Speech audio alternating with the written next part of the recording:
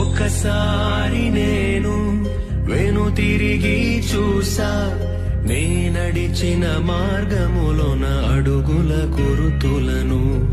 ఆ గురుతులు తెలిపే కథలన్నీ విన్నా, నా గతమును కనులారా ఒక మారు చూసా.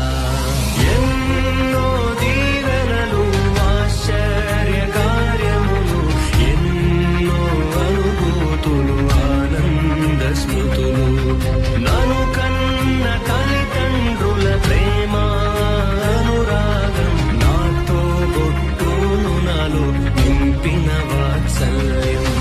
ప్రతి ఉదయం నవ్వు, శ్రమలున్న తృప్తి, ఇది నా జీవితము, వరమే ఒక తరుణమే.